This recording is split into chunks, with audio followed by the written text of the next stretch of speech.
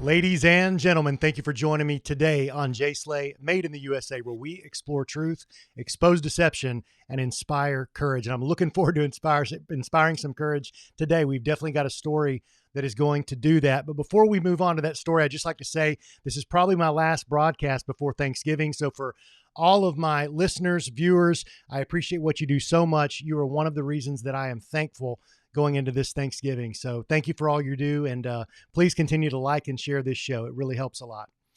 Today's show is one, like I said, it's going to inspire some courage. And this is a story that is quickly gaining traction as a national news story. It's been national for a while, but more and more people are finding out about it, including big names like Elon Musk, who is throwing their support behind today's guest. And I'm telling you, this story deserves all of the publicity that it can get.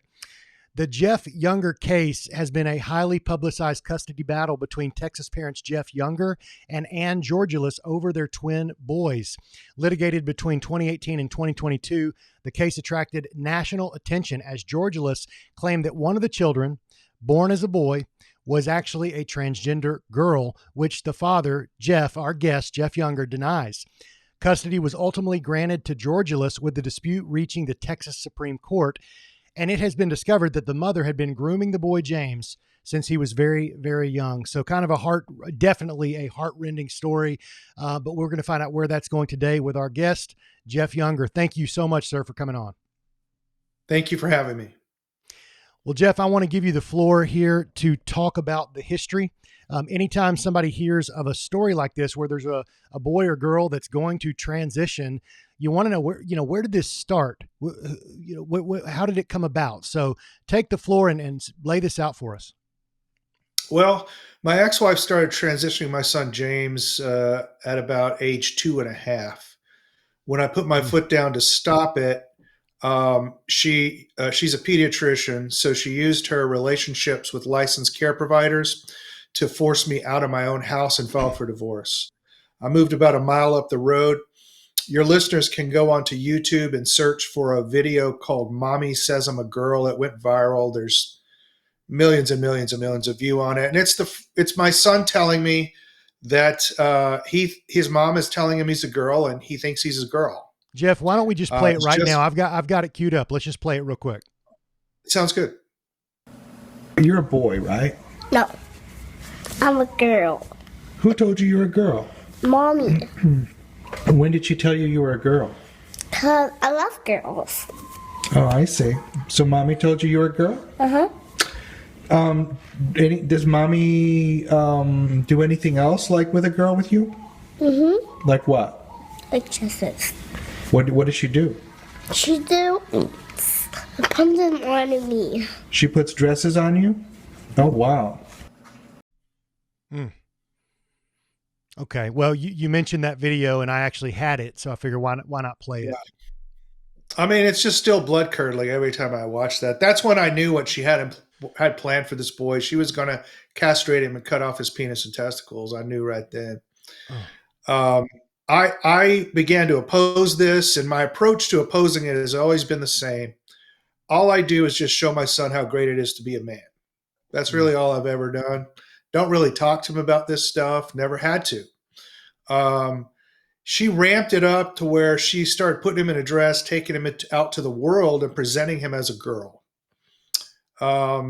The school district in Coppell, Texas, transitioned my son secretly behind my back at school.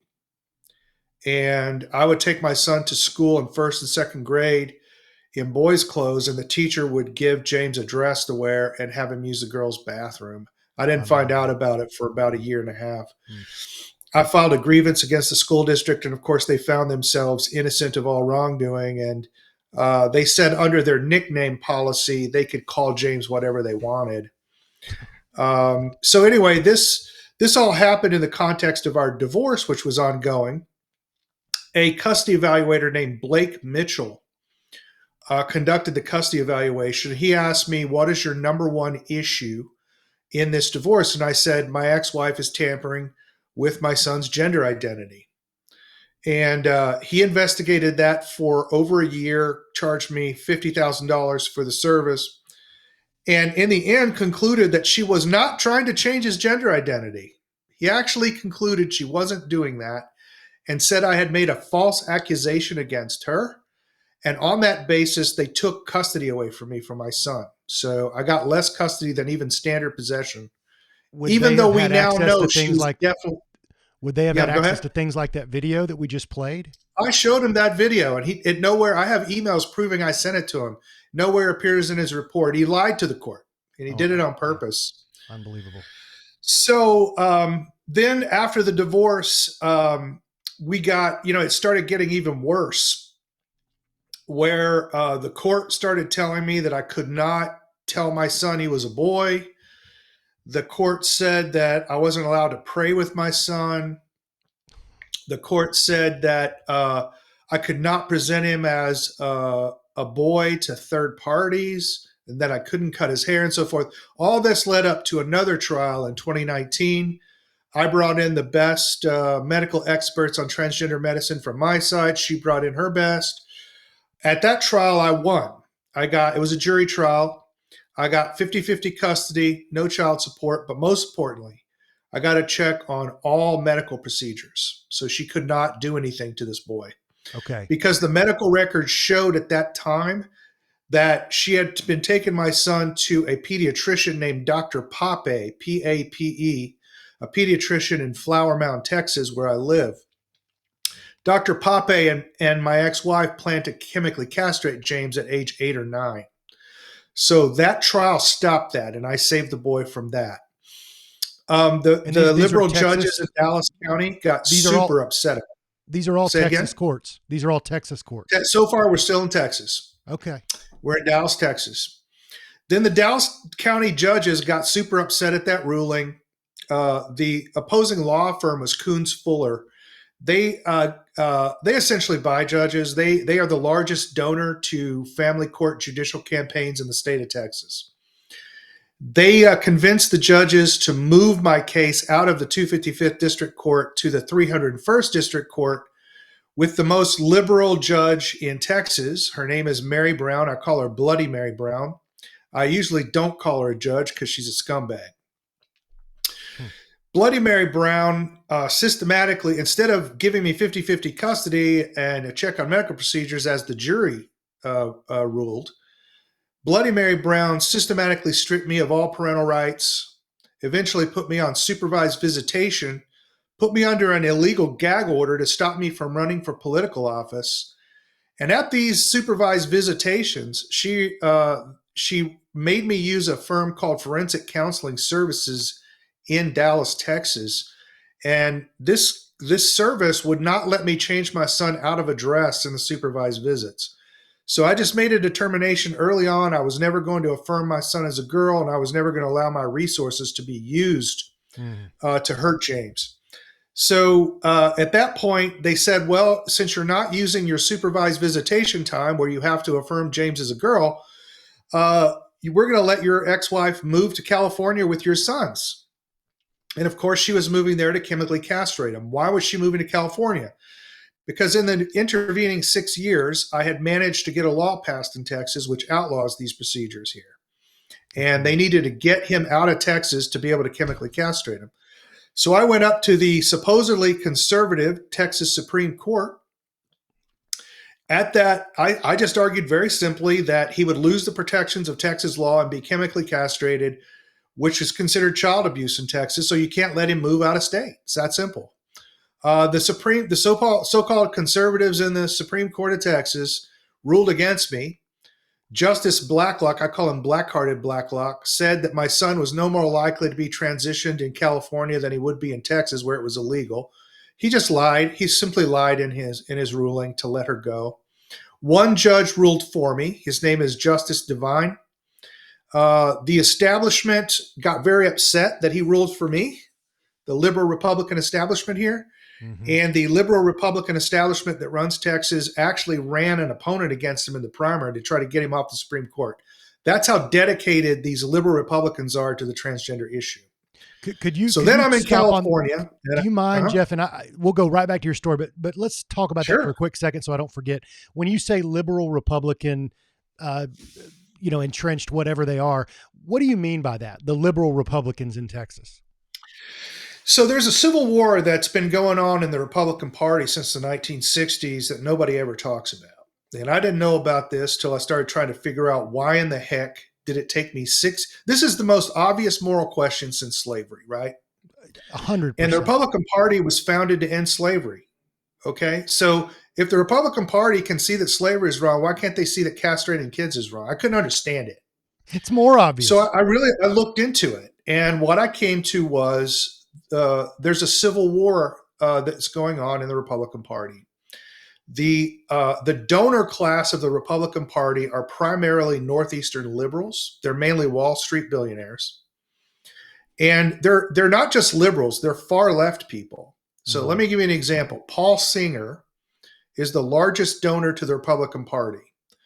Almost all major candidates are beholden to him in some way or other because he helps get them elected. He spends millions and millions of dollars every year, actually hundreds of millions of dollars. Paul Singer is the founder of the transgender movement in the United States. It was not a Democrat that started this. It was Paul Singer. He founded and funds the Human Rights Campaign, the yellow equal sign you may have seen that people put on their cars. It's the largest and most powerful transgender lobbying organization in the world. That organization is responsible for the DEI policies that grade corporations on how many gay people they hire and transgender people they hire and so forth. That's all Paul Singer, a Republican. He's also responsible for, he's the reason why the pride flag was flown on all our embassies worldwide for 2 years. Unbelievable. Right under the American flag. So the Texas ruling establishment, the governor, the Speaker of the House, all these people get significant amount of money from Paul Singer, and he didn't want these laws to pass. And he's helped my ex-wife behind the scenes with his foundations and so forth. And I've essentially been fighting him and George Soros behind the scenes, and that's why I keep losing.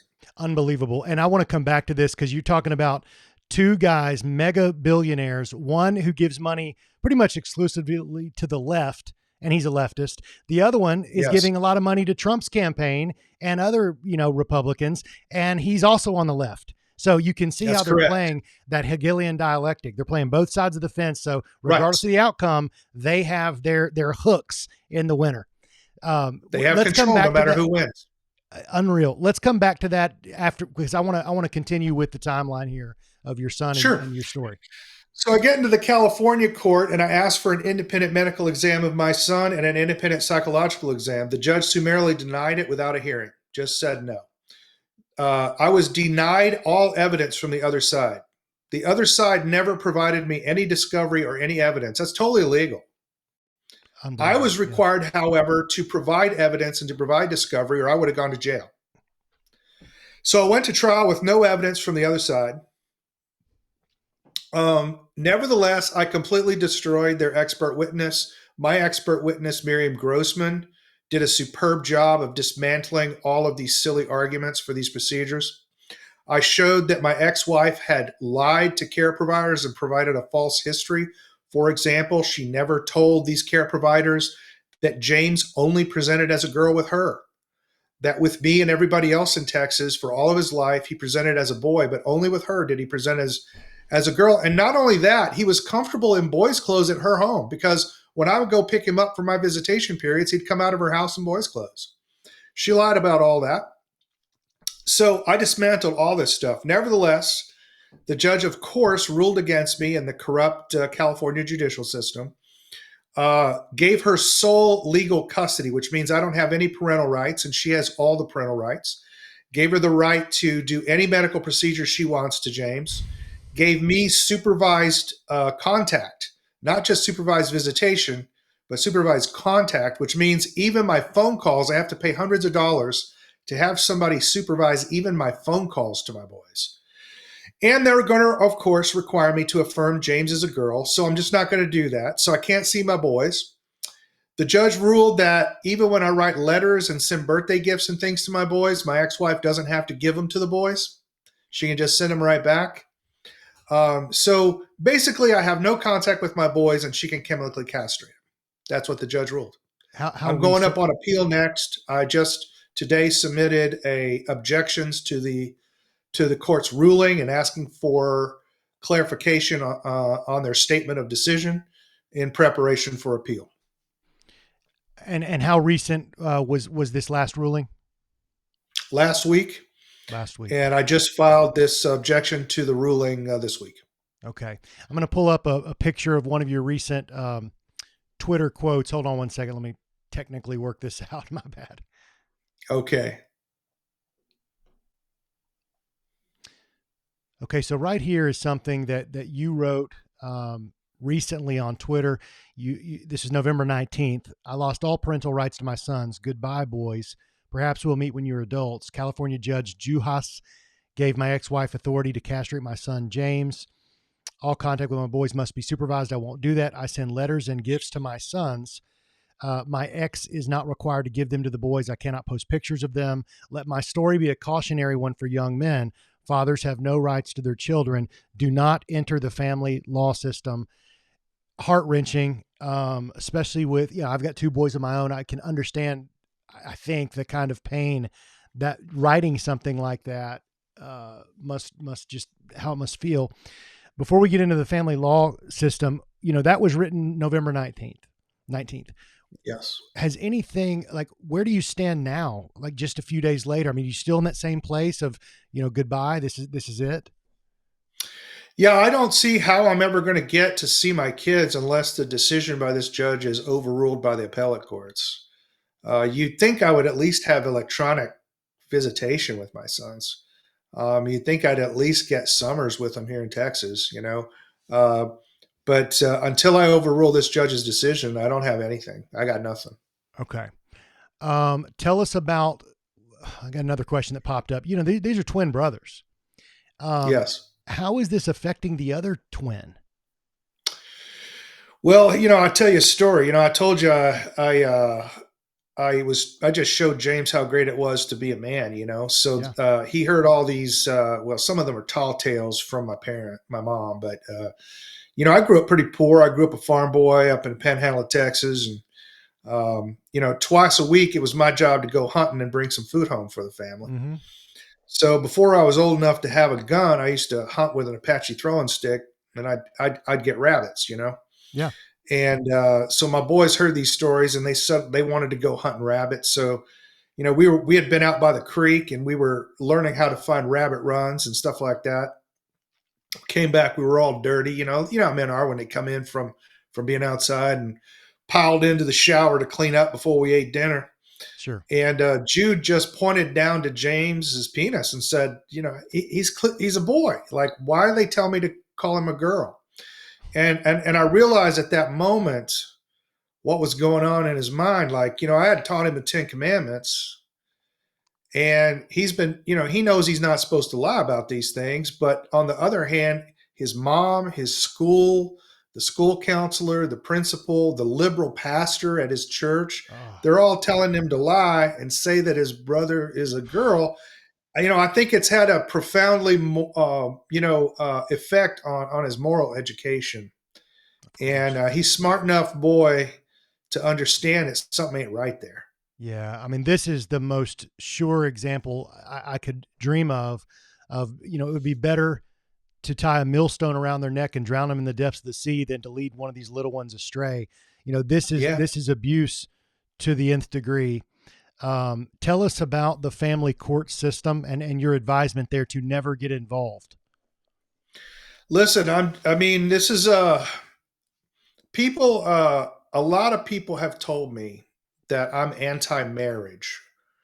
A lot of people seem to think that I'm against marriage. Well, I'm an Orthodox Christian. I believe in holy matrimony. And I could never deny that. Otherwise, I'd be excommunicated immediately from the Orthodox Church. Right. My priest knows that I don't believe anything against holy matrimony. It's not only a civil institution, but it's sacred. It's a sacred institution that it's just as important as baptism or anything else. It's very important. So what I'm doing when I'm talking about this stuff, it's important for people to know that I'm describing a problem. I'm not advocating for things. I'm saying, as a matter of fact, whether we like it or not, in our laws, in the laws in the United States today, fathers have no rights to their children. Children, by and large, belong only to mothers. Mothers can decide to kill their babies before they're born. After they're born, mothers can adopt their babies out without the father's permission. And women who are married with children with perfectly decent men who have not committed abuse, men who have not lied, men who have not cheated, men that these women have just gotten bored with, frankly, they can divorce those men at will and take their children. And there's absolutely nothing that can happen. I have a friend of mine in Fort Worth whose wife divorced him and converted her children to Islam. And there's absolutely nothing he can do. He has no legal recourse whatsoever to change that. So what I'm trying to explain to young men is, one, you have to be extremely careful who you marry. Right. Yeah. You have to be careful. But even if you're careful who you marry, if your wife changes her mind, you don't have any legal rights to your kids. You're done. And what this is leading to, these laws, these evil laws and incentives that we have put into place, and it's mainly, let's be honest, it's men who put these laws in place. Mm-hmm. It wasn't women who put these laws in place. Yeah. So it's not like men are somehow off the hook here. Men created these evil laws. These laws are so bad. I had a bunch of my followers on Twitter contact me, and I met with a bunch of them in Austin, Texas. And these young men are all using surrogates. They're going down to Mexico and Argentina, and they're using surrogates to have children. Why would they do something as crazy as that? And I asked them flat. I said, "This is evil. It's against what the church teaches. Why are you doing this?" And they said, "This is what all of them said the same thing." They said, "I watched my father's life be totally destroyed in marriage. My mother divorced my father and destroyed his life. One guy said, my father lived out of a car for 8 years so he could pay his child support that my mother used for her own purposes and never used on me." Yeah. And so what I realized is you're not going to give them a theological argument to talk them out of this. You're not going to give them a rational. They've seen with their own eyes what happens when they get married and have kids. So they want to have kids without a mom. Unbelievable. And people say it's so terrible, and it is terrible. But I think it's important to think about this. If you look at the number of people who use surrogates, and that's including heterosexual couples that can't conceive, single men, combine all the surrogacy together, it's infinitesimally smaller than the problem of single mothers. Mm-hmm. Our current system creates single mothers at epidemic rates to the point now where most children, not just most male children, most children in America are raised in single mother homes. We're over 50% now. And that happened back in 2019. So it's probably worse. Outside of the demonic spiritual influence that has a presence throughout all of this, there's also monetary reasons. I heard recently in an interview you were talking about how the courts are actually incentivized to give children to the dysfunctional parent if they have a choice. Oh, yes. Could you explain that and maybe talk about Title 4D? I think that's part of this. Yes. So Title 4D gives reimbursement to the states for the administrative costs of collecting child support. Okay. That includes all the legal stuff, the payment processing, everything. In Texas, it's a lot of money. It's like $480 million. It funds whole government departments here, right? Yeah. So we actually have a statute in Texas that says courts will always rule so as to maximize Title 4D funding. Okay. Think about that. It means they're not supposed to look at the best interest of the child or the best interest of the parents. They look at the Title 4D funding as the main rationale for their rulings. And it works like this. I watched a hearing happen in front of me one time in the 255th District Court. A mother had successfully, after 3 failed attempts, successfully passed a 30-day heroin drug test. She didn't do heroin for 30 days. Okay. The father had temporary custody of the 2 children. As soon as she passed that drug test, they gave the children back to the mom, the heroin addict. Why would they do these kinds of things? The answer is very simple. They only get the Title IV-D reimbursement money if child support is, 1, issued and 2, collected. If one of those 2 things is not the case, they don't get the reimbursements. Okay. So they're always going to pick the functional parent to be the non-custodial parent and make them pay child support, because we know the responsible parent will pay. The irresponsible heroin addict parent will never pay child support, and the state of Texas will never get their reimbursement money. So that's the concept behind why the family court is incentivized to give the dysfunctional parent control of the children. And it's also why they never give 50-50 custody. If they give 50-50 custody, they don't order child support. Yeah. Which takes money from the state. It's unbelievable. You know, this is bigger than money in George Soros or Paul Singer's pocket. This is a demonic, the fruit of the devil comes to steal, kill, and destroy, because a guy like Soros and a guy like Singer, they've got to think, okay, maybe they're big government guys. Maybe their goal is to get all of the citizens of any country dependent upon government so they can be in charge. Yes. Or they're going to be ruling over ashes. They're going to be ruling over destroyed families. Sure. Yeah. You know, in Satan your is a mind. deceiver. Yes. Satan works primarily through deception, not through force. And, you know, the goal of all of these programs was, look, here's how we know that it was planned.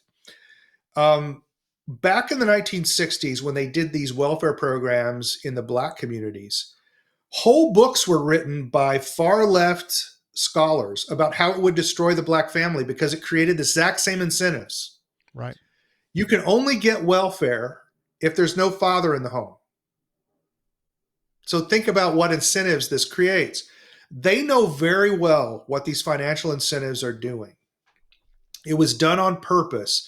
They want mothers to think of the state as the father.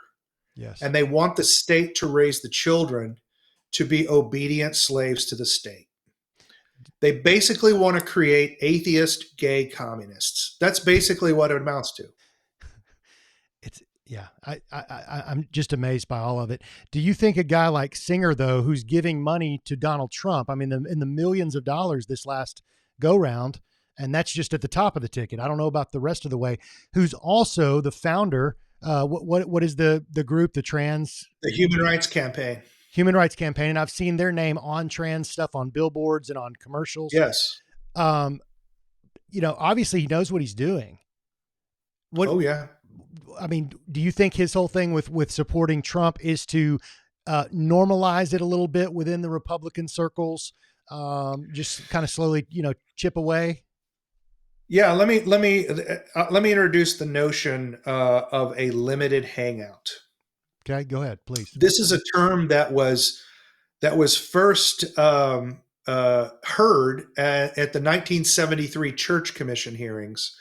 It's a propaganda technique that was used by the CIA on American citizens. And that's back when it was illegal for the CIA to run operations in America, but they were doing it anyway and they got caught.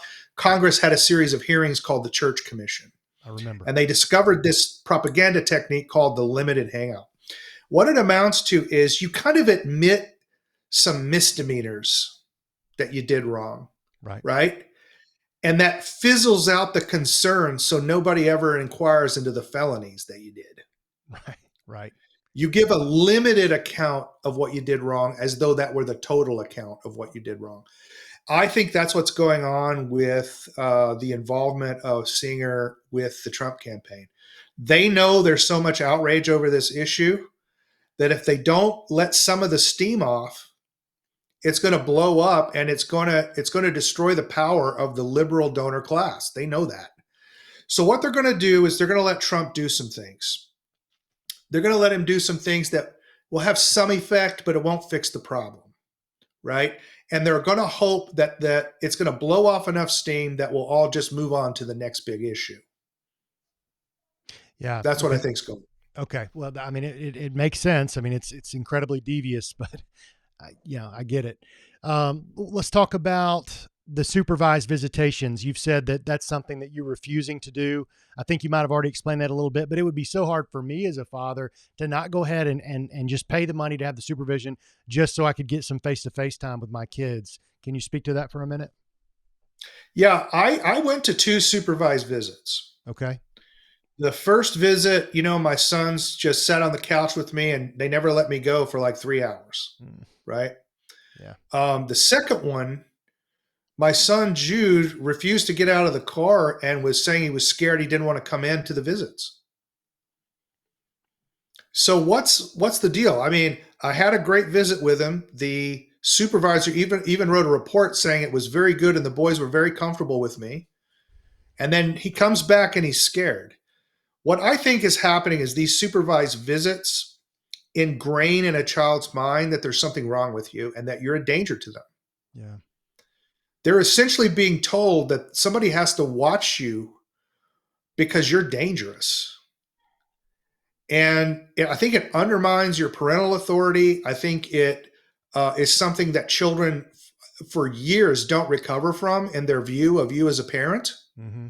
Okay. And so I concluded that supervised visits are actually bad for my children and not in their interests. That makes sense. I get that. And also it would make them, I would think, miss you because they love you and want to be with you. And that's the way they're then going to talk to their counselors and their mom and everything else. Yes. Speak about Anne right now. I mean, as a mother, I just can't imagine the place you've got to be mentally, spiritually, emotionally, to know what you're going to have your son, to be pushing him to this activity with the other son, the other twin just watching. It's grooming. Where's she at now? Is she going to move through with this completely? I mean, Well, I'm pretty sure that literally the day after the ruling, he was in the gender clinic getting the puberty blocker injections. I mean, I think his puberty is blocked right now. At 12. At 12, yeah. Okay. And are they talking to him about what his future is going to look like if he transitions? Oh yeah, they talk in detail in the medical records. They tell him that they can remove his testicles. They told him they could slice his testicles open and harvest sperm from them, and that he could have a baby later in life as a woman. I mean, these are the things they're teaching my son. It's extreme indoctrination. It's so evil. What can we do as my viewership and myself? What can we do to help? First and foremost, most important thing is get involved in your local community. Make sure your city is not supporting these initiatives around transgenderism. Make sure that your county isn't. A lot of federal money comes in and goes through the county commissioners' courts. Don't let your county spend money on this stuff. Make sure your schools aren't doing it. Get active. Second thing, and this is supremely important. Okay. It turns out in all 50 states, licensed care providers, doctors, nurses, psychologists, school counselors, school nurses, even teachers, have a right to exert privacy for your child against you. Okay. So a physician can talk to your child about transgenderism and then exert a right of privacy against you and never tell you they did it.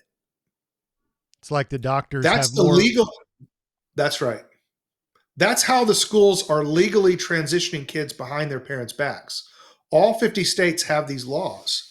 So what it means is you can never, ever leave your children alone with licensed care providers. Mm. When you go to a pediatric well check, most of the time, the pediatricians are trained to ask the parent to leave, and so they can do a private exam of the child at one point. And they ask the children all kinds of things. They ask them about transgenderism. They ask them about sexual activity. They ask them about a lot of stuff that you probably don't want them asking. Mm-hmm. So never let them be alone. If they ask you to leave, say no, you're staying in the room. You know, Jeff, I was for a while in my life, 5-6 years ago, thinking of becoming a counselor. So I went to Grand Canyon University, which is supposed to be a Christian university. And it is. Right. I mean, their statement of faith and all that, I think, is on point. Okay. But they have to adhere to the to keep their accreditation, the APA standards and all these different things. Yes. About 2 semesters in, I realized like, oh my God, they're just as woke as if I was going to Vanderbilt. Like I could not believe, and I You're was right. questioning my counselors in my papers on this, and they were downgrading me, saying, your writing is excellent, your thoughts are fine, but you're not following our curriculum. You're questioning things. I mean, they were saying you're questioning things you shouldn't be questioning at a Christian university. And I'm not afraid to call them out. And it was about this transgender issue stuff back in, this was in 2019. So I knew at that Yeah. time, the entire counseling profession, if this is at a Christian university, this must be absolutely horrible across the board. Yeah, this is something that I'm approaching here in Texas very seriously. If you look at the practice of psychology in the United States, in the 1960s they were lobotomizing women, healthy Mm-hmm. women. Wasn't one of the Uh, Kennedys lobotomized? yes, yes. In the 1970s, they were giving electroshock treatments and damaging the brains of what they called unruly male children. Mm. They would literally put electrodes on their head and put high voltage electricity to cause an epileptic seizure. In the 1980s, they had that false memory scare where they were telling these women that they were remembering childhood abuse that never happened and was proved to never happen, and people spent 20, 30 years in jail for this stuff. That was all done. This repressed memory stuff was done by fake science that we found out later. Okay. They've given us the fake COVID science. Right. Yeah. Because remember, the psychologist came out talking about how we needed these injections because of the mental health of the people. Like they just made that up. There was no Right. basis for them to say any of that stuff. And now we've got them, basically recommending that children have healthy body parts removed because, maybe there's some psychological distress with the children. I think we have to seriously ask ourselves whether we can allow psychology to be a licensed discipline anymore. I would And totally agree. I don't think they should be allowed to testify as experts in courts or anything. Do you see light at the, I don't want to say end of the tunnel because it definitely won't be the end, but when Trump comes in office on January 20th, he's taken a pretty strong stance against this area of woke stuff, regardless of the money from Singer. What do you see changing at that point? So I'm a realist about these things. So let's take a look at gay marriage is a good gauge, right? Okay. So it took them 25 years to get gay marriage. And don't forget how they did it. Gay marriage was voted down in 48 of the 50 states. Right. California voted it down twice. A plurality of gay people did not want gay marriage. Nobody wanted gay marriage. Nobody in America wanted gay marriage. They went into the courts, and the Supreme Court of the United States imposed it on us. I remember that. Okay. So people will often tell us, we got to do better at persuading. We got to win electoral politics. If you win electoral politics, that doesn't mean anything. A court can just impose it on you. That's what they're going to try to do with transgenderism. Okay. So I expect courts to try to overrule all of the things that Trump tries to do. And if you look at the power that they have, so it took them 25 years to get gay marriage, but man, it only took them 9 years to get this transgender stuff. And again, I think this transgender moral question is more obvious than the question of slavery. I do too.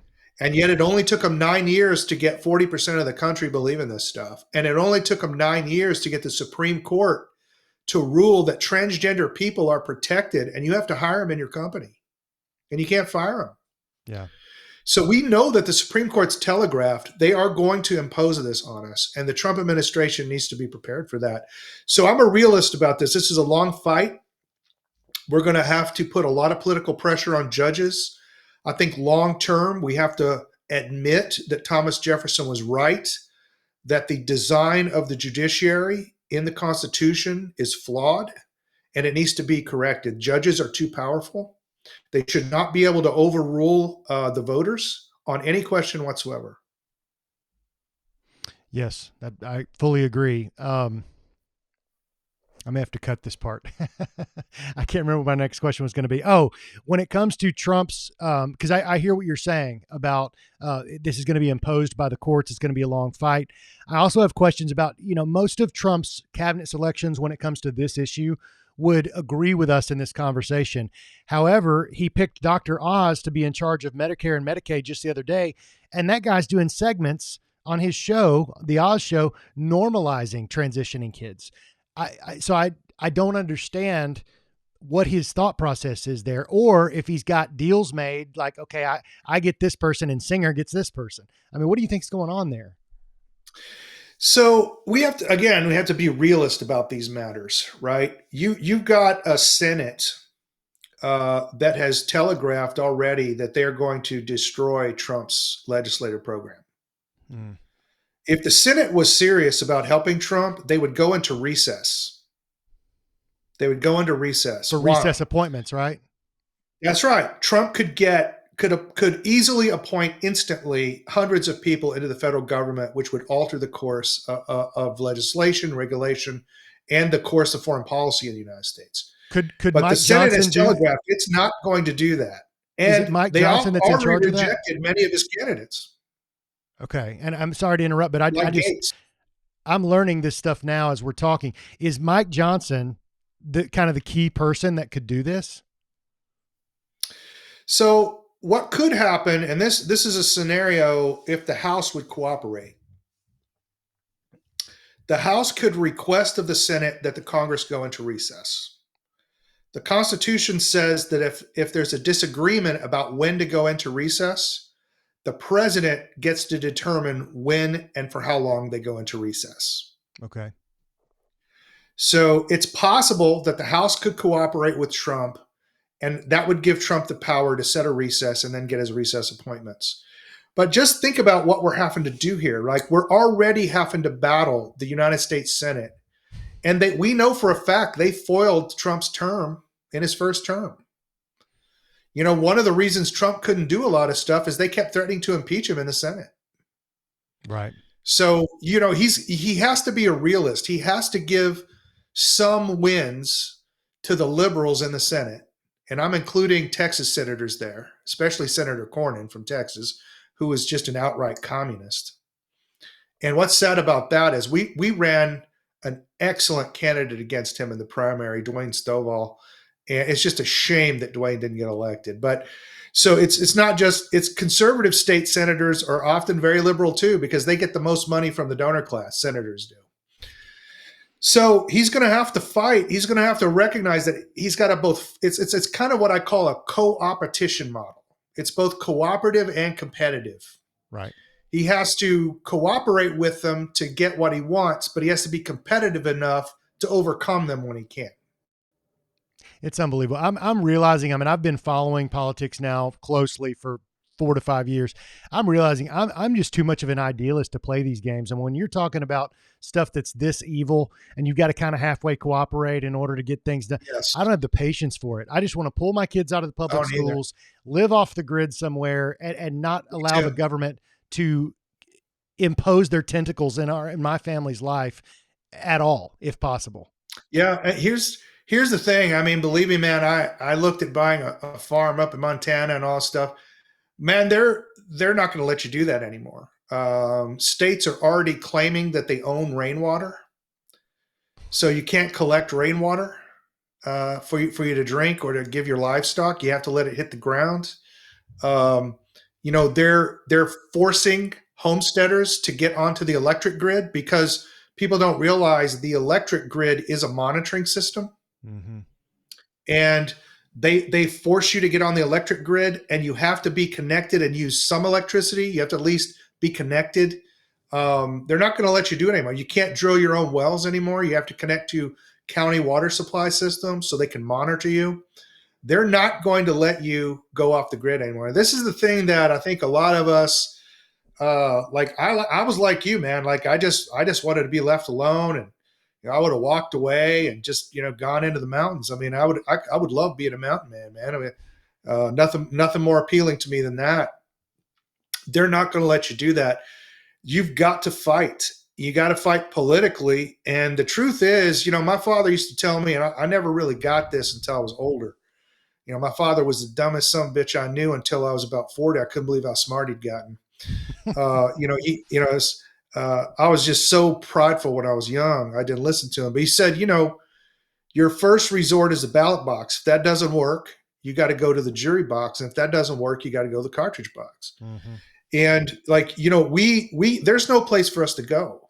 Like I have a place in Europe. I have a place in South America I can go. But man, I'm just going to tell you, like, no place in the world do they have free speech. No place in the world do they have gun rights. You think that, you have a right to not incriminate yourself. You don't have to give evidence to incriminate yourself to the government. Everywhere else in the world, you do. If you don't testify against yourself, that's another felony, and they'll give you 50 years in prison for that. So, we have all these rights in America that we take for granted, but there ain't no place else to go, man. Yeah. So we're going to have to hash it out here. When it comes to the political world, we have to understand very clearly that the government doesn't operate by the Constitution. So relying on the Constitution to determine how the government works will completely mislead you. Yeah. And I've seen that's one thing that Mark Andreessen and Elon Musk have figured out. That's why they want to have the Department of Government Efficiency. We're actually ruled by administrative judges in agencies. That's who actually passes the laws. Let me give you an example. Let's say that John Doe is accused of a tax crime. A IRS special agent, a special agent means that they can carry a gun. An agent means they can't. Special agent will charge John Doe with a tax crime. John Doe will not be tried in a federal court. John Doe will be denied a jury trial and will be tried in an IRS administrative court. And he'll be tried by an IRS judge who won't judge him under the laws, but will judge him under regulations written by the IRS.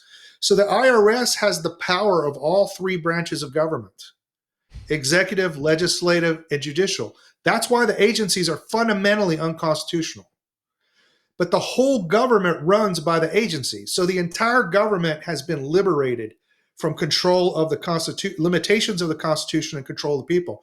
And we have to understand that we're ruled by judges. We live in a critarchy, a rule by judges. And when you understand that, you can start figuring out how to use real power to affect change. That's what Elon Musk and Mark Andreessen and those guys, Peter Thiel, that's why they joined with Trump. They figured out it's not by electoral processes, constitutional electoral processes. You have to go after the agencies. And our focus as conservatives should be the total destruction of the administrative state. Yeah, well, I'm with you. And my hope is that the names you mentioned they prove themselves out to be truly good guys fighting for the right things. I've got questions about Thiel and others, and that's a conversation for another time. Palantir is very scary. Yeah. When you start to dig there, it's like, man, I just don't know. Well, aside from praying for you through this Thanksgiving season, and I want all my viewers to do that for your situation, for your son, James, his brother, Jude. Is that correct? Yes. I named him after brothers of Jesus. Easy to remember, James and Jude. There we go. Love it. And what about this petition that people are signing? So the idea behind this petition, you can see that I have a link to it right at the top on my X profile. The importance of this petition is we need to make these judges aware that they are not acting and ruling in the way that we want them to rule. Judges in America have effectively become insulated from the opinions of the people. Like, for example, if you're a legislator, you can go visit him in an office. You could talk to him about a problem, right? You can't do that with a judge. It's illegal to go talk to a judge about a case. Mm-hmm. You don't ever get to talk to him about cases. When he runs for office, he'll tell you he can't talk about specific cases. Under the judicial canons, he can't talk about them. Okay. So judges are completely insulated from the opinions of ordinary people about how they do their job. This petition is one way to make them aware of that. Okay. Very cool. So we'll you go to your Twitter page right at the top. You said it's up there. We could find it. Yeah, it's underneath the first post. Yeah. Okay. Well, I will link to everything that you mentioned today in the description.